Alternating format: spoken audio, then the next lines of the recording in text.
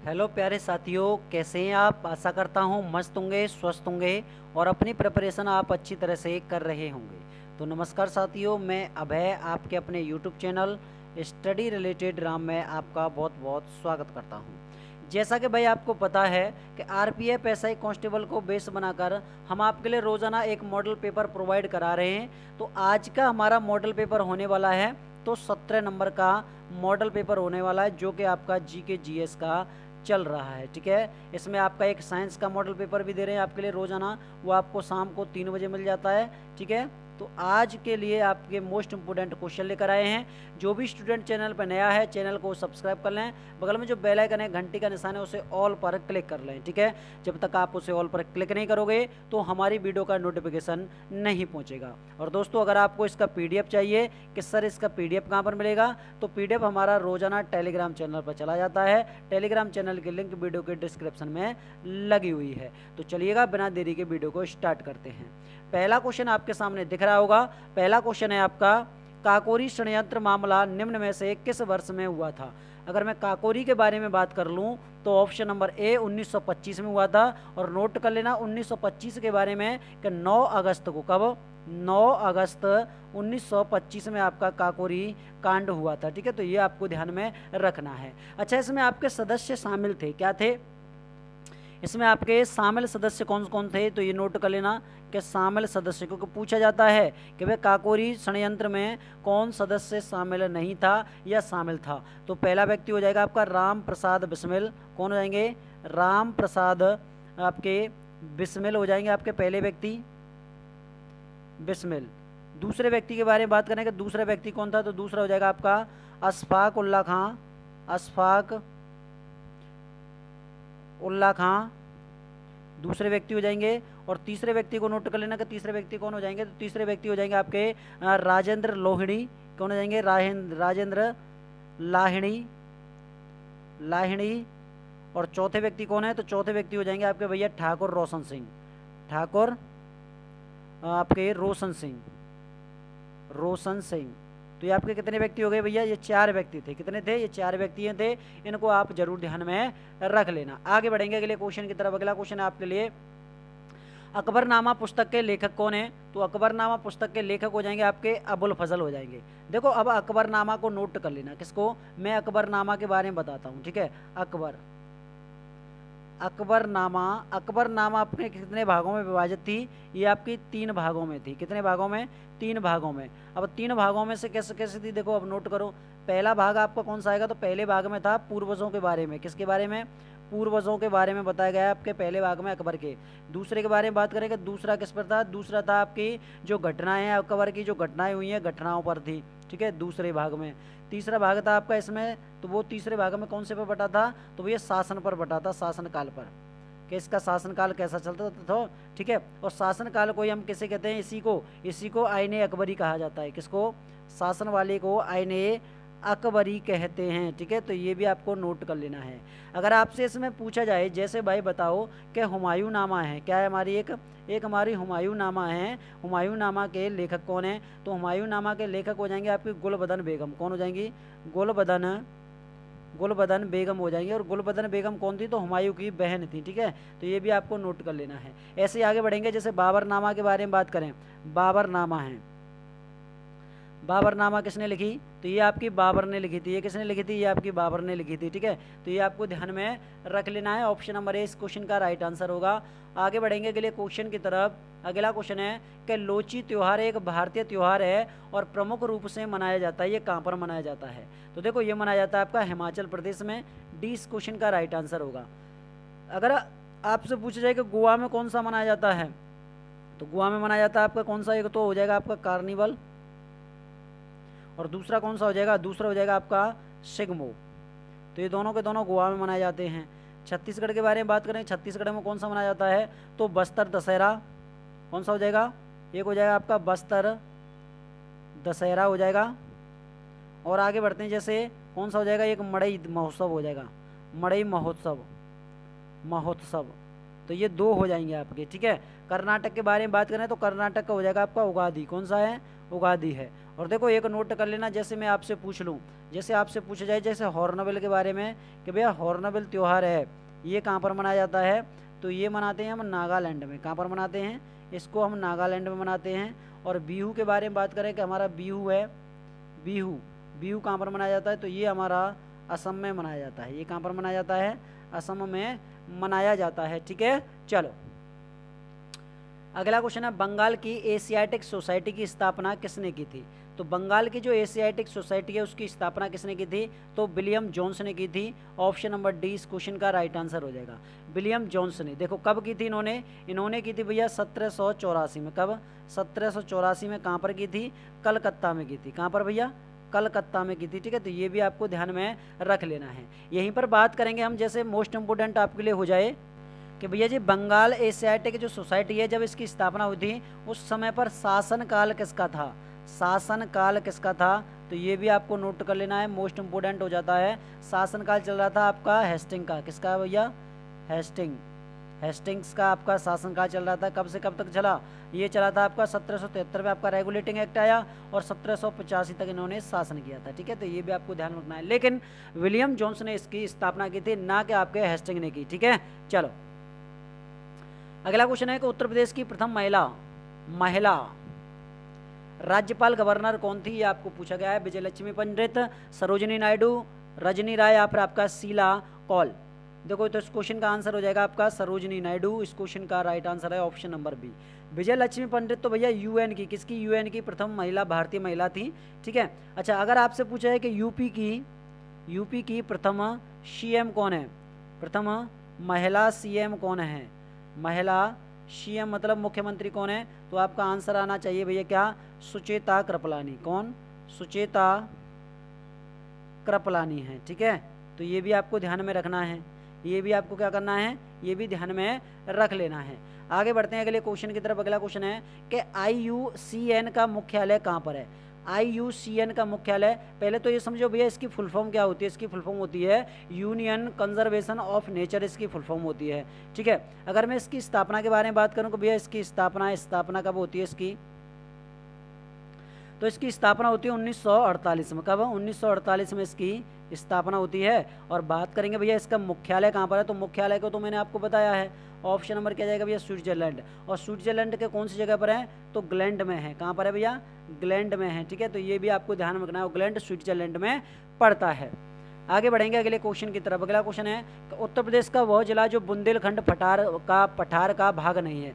देखो बुंदेलखंड है ना, बुंदेलखंड ये आपका उत्तर प्रदेश और आपका एमपी का क्या है, बॉर्डर है। उत्तर प्रदेश और एमपी का बॉर्डर है, आधे जिले उत्तर प्रदेश में आते हैं, आधे जिले एमपी में आते हैं। तो इस क्वेश्चन का आंसर हो जाएगा आपका मिर्जापुर। देखो अगर मैं पूछूं भैया जैसे बुंदेलखंड क्षेत्र आपके यूपी में कौन कौन से पड़ते हैं, तो यूपी में पड़ता है आपका एक जालौन पड़ता है। कौन सा पड़ता है, एक आपका जालौन पड़ता है। बात करेंगे हमीरपुर के बारे में, हमीरपुर हो जाएगा। आगे बढ़ते हैं जैसे ललितपुर के बारे में बात करें, ललितपुर हो जाएगा। झांसी के बारे में बात कर ली जाए, झांसी, महोबा, बांदा के बारे में बात कर लें, बांदा हो जाएगा एक आपका, और एक हो जाएगा आपका चित्रकूट। तो ये आपके उत्तर प्रदेश के ज़िले पड़ते हैं जो कि आपके किसमें भैया, बुंदेलखंड पठार में पड़ते हैं। अब बात करें हम किसके बारे में, तो एमपी के बारे में। तो एमपी के भैया 6 जिले पड़ते हैं। एमपी के कितने जिले पड़ते हैं, 6 जिले पड़ते हैं। अब एमपी के 6 जिले कौन कौन से हैं, देखो पहला हो जाएगा आपका छतरपुर। कौन सा है पहला हो जाएगा आपका छतरपुर। दूसरा हो जाएगा आपका टीकमगढ़। तीसरे के बारे में बात करेंगे तो दमोह हो जाएगा तीसरा आपका जिला एमपी का। चौथा हो जाएगा आपका सागर। पांचवे के बारे में बात करेंगे तो दतिया। और छठवा कौन सा है, तो छठवा हो जाएगा आपका पन्ना। ठीक है, तो ये 6 पड़ते हैं आपके, ये 6 आपके कहाँ पर, एमपी में है। तो ऑप्शन नंबर क्या जाएगा, सी इसका राइट आंसर हो जाएगा। अगला क्वेश्चन बताओ भैया, निम्नलिखित में से कौन सा वायु जनित रोग है। वायु जनित रोग कौन सा है, तो वो हो जाएगा आपका खसरा, जो खसरा आपके वायु से फैलता है। और आपको पता है एड्स के बारे में कि जो आपका HIV क्या है, वायरस द्वारा फैलता है। और आपको पता है आंत्र ज्वर जो जिसे हम टाइफाइड कहते हैं, क्या कहते हैं, दूषित जल पीने से और दूषित भोजन खाने से फैलता है। नेक्स्ट क्वेश्चन आपके लिए ये रहा कि भारत में इरडा नियमित करता है। इरडा क्या नियमित करता है, बैंकिंग व्यवस्था, बीमा व्यवस्था, पूंजी व्यापार या फिर आपका अंशों का निर्गमन। तो इस क्वेश्चन का आंसर हो जाएगा हमारा ऑप्शन नंबर बी, बीमा व्यवस्था। देखो आपने एक नाम सुना है, अगर मैं इसके इरडा के बारे में बात करूं कि भैया इसकी स्थापना कब होती है, तो पहले ये नोट करो कि इसकी स्थापना कब होती है। इसकी स्थापना होती है 1999 में। कब? 1999 में इसकी स्थापना होती है, ठीक है। इसके बाद हम बात करें इसका हेडक्वार्टर कहाँ पर है, इसका मुख्यालय कहाँ पर पड़ता है, तो इसका मुख्यालय भैया हैदराबाद में है। कहाँ पर है? हैदराबाद में इसका मुख्यालय है। अब आपसे क्वेश्चन ये है कि भैया आपकी जो एक LIC है, जीवन के साथ भी जीवन के बाद भी, तो इसकी स्थापना कब की गई थी, तो इसको भी नोट करो। इसकी स्थापना की गई थी भैया कब? 1956 में इसकी स्थापना की गई थी, ठीक है। चलो अगला क्वेश्चन है, GST लागू करने वाला भारत का दूसरा राज्य कौन सा है। अगर मैं पूछूं आपसे पहला राज्य कौन सा है, तो राज्य के बारे में आपका आंसर आना चाहिए क्या, तो असम आना चाहिए। क्या? असम राज्य हमारा पहला। और दूसरा के बारे में बात करें, दूसरा राज्य कौन सा हो जाएगा, दूसरा राज्य, तो दूसरा राज्य कौन सा भी हमारा, वो हो जाएगा हमारा बिहार। हमारा दूसरा राज्य ऑप्शन नंबर ए इस क्वेश्चन का राइट आंसर हो जाएगा, ठीक है। तो दूसरा हो जाएगा आपका बिहार। अगर पूछा जाए देखो भैया देश कौन सा है, देश, तो देश हो जाएगा आपका फ्रांस ने सबसे पहले आपका क्या है कि सबसे पहले मतलब लागू किया था। और हमने, भारत ने कहाँ से मॉडल लिया है, मॉडल कहाँ से लिया है भैया, हमने ये लिया है हमने कनाडा से। GST कौन से आर्टिकल में आती है, GST आर्टिकल आती है 279 के ए आर्टिकल में आती है। GST की फुल फॉर्म क्या है, GST की फुल फॉर्म होती है भैया, नोट कर लेना, goods and service tax and service tax, तो इसकी फुल फॉर्म होती है। यहीं पर बात करेंगे भैया इसके GST के बारे में कि भैया GST अप्रत्यक्ष कर है। क्या है? अप्रत्यक्ष कर है, अप्रत्यक्ष कर हो जाएगा। GST के बारे में और नोट कर लेना। कभी GST समिति के बारे में कौन सी समिति हो जाएगी, तो विजय केलकर। कौन सी है?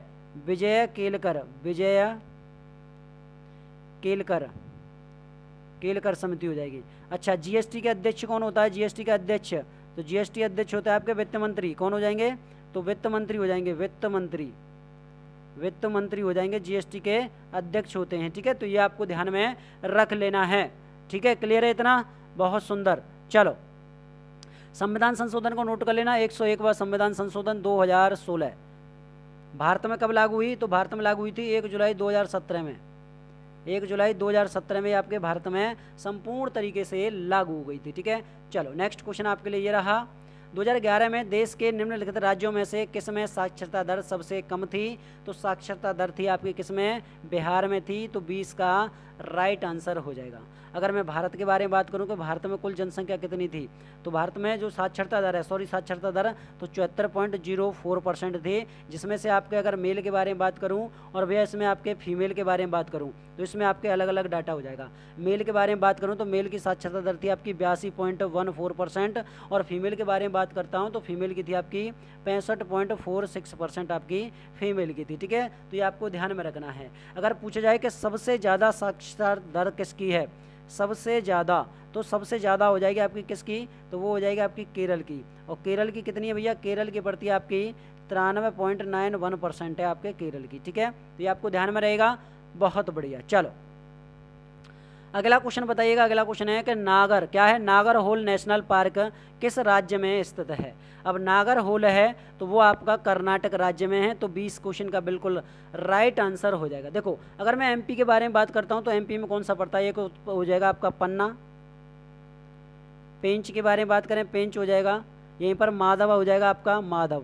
तो ये तीनों के तीनों आपके मध्य प्रदेश में पड़ते हैं। उड़ीसा में एक आपका भितरकनिका है, कौन सा है, भितरकनिका, तो ये किस में पड़ता है, तो ये उड़ीसा में पड़ता है। राजस्थान के बारे में बात करेंगे, रणथंभौर, कौन सा हो जाएगा, रणथंभौर आपका किस में पड़ता है, तो भैया राजस्थान में पड़ता है। यहीं पर बात करेंगे सरिस्का, कौन सा है, सरिस्का, तो ये भी आपका राजस्थान में पड़ता है। और एक आपका केवलादेव है, केवलादेव, तो केवलादेव, ये सभी के सभी कहाँ पर है, राजस्थान में पड़ते हैं। ऑप्शन नंबर 20 क्वेश्चन का राइट आंसर हो जाएगा। क्लियर है भैया। चलो देखो भाई वीडियो को लाइक करते रहिएगा। ग्रैंड कैनियन किस देश में स्थित है। अब कैनियन क्या होता है, कैनियन वो होता है कि जो नदी पठार को काट देती है उसे कैनियन कहते हैं। इस क्वेश्चन के आंसर के बारे में बात करें तो ऑप्शन नंबर डी अमेरिका इस क्वेश्चन का राइट आंसर हो जाएगा। ऑप्शन नंबर डी इस क्वेश्चन का सही जवाब है। अगला क्वेश्चन आपके लिए ये रहा, हाल ही में भारतीय शास्त्रीय संगीत गायिका डॉक्टर प्रभा अत्रे का निधन हो गया और डॉक्टर प्रभा किस घराने से संबंधित हैं? तो भैया ये आपकी किराना घराने से संबंधित हैं। ऑप्शन नंबर ए इस क्वेश्चन का राइट आंसर हो जाएगा।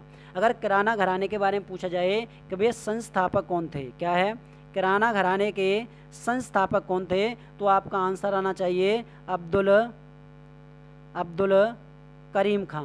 करीम खां या आपके किराना घराने के संस्थापक हो जाएंगे। इसके बाद में भैया इनको नोट कर लेना, डॉक्टर प्रभा को, कि डॉक्टर प्रभा को भैया पुरस्कार दिए गए थे। तो डॉक्टर प्रभा को नोट करना कि भैया 1990 के बारे में बात करें, 1990 में कौन सा दिया गया था? पद्मश्री। कौन सा? पद्मश्री 1990 में दिया गया था। इसके बाद में 2002 के बारे में बात करें, 2002 में कौन सा दिया गया? पद्म भूषण। कौन सा है? पद्म भूषण आपका 2002 में दिया गया। और बात करेंगे 2022 में कि भैया 2022 में कौन सा दिया गया था? तो 2022 में दिया गया था इनको पद्म विभूषण। कौन सा? पद्म विभूषण इनको दिया गया था। ठीक है, तो ये आपको ध्यान में रखना है। ऑप्शन नंबर ए इस क्वेश्चन का राइट आंसर हो जाएगा। अगला क्वेश्चन आपके लिए रहा कि निम्न में से किसे 58वां ज्ञानपीठ अवार्ड प्रदान किया गया है?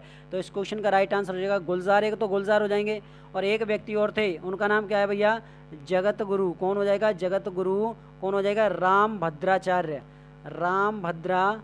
राम भद्राचार्य जी। तो इन दोनों को व्यक्तियों को दिया गया था। ठीक है, अच्छा, ज्ञानपीठ पुरस्कार किस क्षेत्र में दिया जाता है? तो भैया ये आपके साहित्य के क्षेत्र में दिया जाता है। किस क्षेत्र में?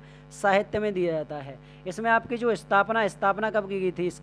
इसकी स्थापना कब की गई थी? इसकी स्थापना हुई थी भैया कब? 1961 में। और पहला व्यक्ति कौन था? प्रथम व्यक्ति प्राप्तकर्ता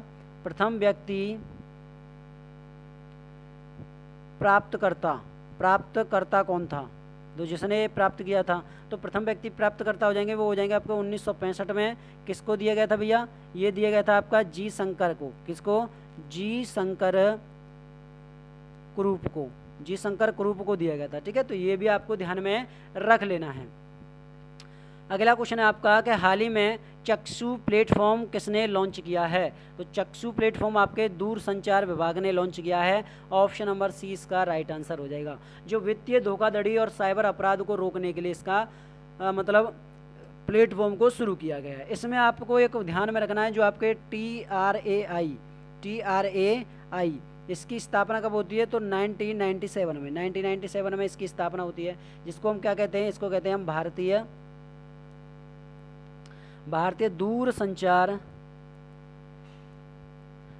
दूरसंचार विनियामक प्राधिकरण कहते हैं। क्या कहते हैं? प्राधिकरण कहा जाता है। तो सी इसका राइट आंसर हो जाएगा। नेक्स्ट क्वेश्चन आपके लिए ये रहा, हाल ही में भारत ने पहली बार किस देश को ब्रह्मोस मिसाइल निर्यात किया है? तो वो किया है भैया आपके किसको? फिलीपींस को। किसको? फिलीपींस को। 20 का राइट आंसर है। फिलीपींस की राजधानी क्या हो जाएगी? तो मनीला। क्या है? मनीला राजधानी हो जाएगी फिलीपींस की। अगर मैं मुद्रा के बारे में पूछूं कि फिलीपींस की मुद्रा क्या है, तो आपका आंसर आना चाहिए क्या? तो पैसो। क्या है? पैसो इसकी मुद्रा है। ठीक है, अच्छा, अगर आपसे पूछा जाए कि विश्व का सबसे बड़ा सागर कौन सा है? सबसे बड़ा सागर कौन सा है? तो आपका आंसर आना चाहिए क्या? कि दक्षिणी चीन सागर है। चीन सागर हो जाएगा। ठीक है, चलो, कि एक व्यक्ति जो संसद का सदस्य नहीं है उसे राष्ट्रपति द्वारा नियमित क्या अधिकतम कितने महीनों के लिए मंत्री के रूप में नियुक्त किया जा सकता है? तो वो किया जा सकता है भैया 6 महीने के लिए। कितने महीने के लिए? 6 महीने के लिए। यानी कि नियुक्ति कौन करता है? राष्ट्रपति करता है। अगला क्वेश्चन है कि निम्न में से किस देश को थंगर ड्रैगन की भूमि के नाम से जाना जाता है? तो भैया वो जानते हैं हम किसको? भूटान को जानते हैं। किसको? भूटान को। और भूटान का राष्ट्रीय खेल क्या है? तो इसका राष्ट्रीय खेल है आपका तीरंदाजी। क्या है? तीरंदाजी इसका राष्ट्रीय खेल है। ठीक है, तो ये भी आपको नोट कर लेना है। अच्छा, इसके बारे में नोट करना। और बात करें जैसे राजधानी के बारे में बात कर लूँ भैया, इसके राजधानी क्या है? तो राजधानी का आपका आंसर आना चाहिए क्या? तो वो हो जाएगी आपकी राजधानी थिम्पू। क्या है? थिम्पू। भूटान की राजधानी क्या है?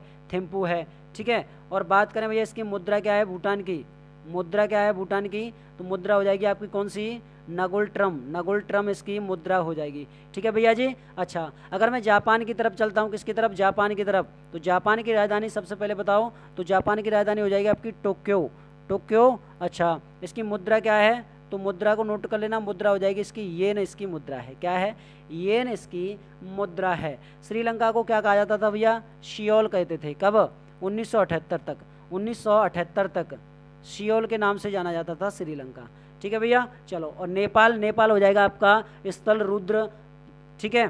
चलो अगला क्वेश्चन है, रियाद किस देश की राजधानी है, तो रियाद है आपकी भैया किसके, सऊदी अरब की। ऑप्शन नंबर सी इस क्वेश्चन का राइट आंसर हो जाएगा। बांग्लादेश की राजधानी हो जाएगी आपकी ढाका, ठीक है। और म्यांमार के बारे में बात करें कि म्यांमार की राजधानी क्या है, तो म्यांमार मोस्ट इंपोर्टेंट है नोए पिया, ठीक है। तो ये आपको पियोदा, ठीक है भैया, ये आपको नोट कर लेना है। अगला क्वेश्चन आपके लिए ये रहा, अर्जुन पुरस्कार किसके लिए दिया जाता है। इस क्वेश्चन का आंसर आपको कमेंट बॉक्स में बताना है कि इस क्वेश्चन का आंसर आपको क्या हो जाएगा, ठीक है। वीडियो आपको कैसी लगी कमेंट बॉक्स में छापना, वीडियो अच्छी लगी तो वीडियो को ज़्यादा से ज़्यादा शेयर करना, लाइक करना, चैनल पर न हो तो चैनल को सब्सक्राइब कर लेना, ठीक है। अगर आपको इसका PDF चाहिए तो PDF हमारे टेलीग्राम चैनल पर मिल जाएगा, और टेलीग्राम के लिंक वीडियो के डिस्क्रिप्शन में लगी हुई है। तो मिलते हैं भाई नेक्स्ट वीडियो में, तब तक के लिए जय हिंद दोस्तों, जय भारत।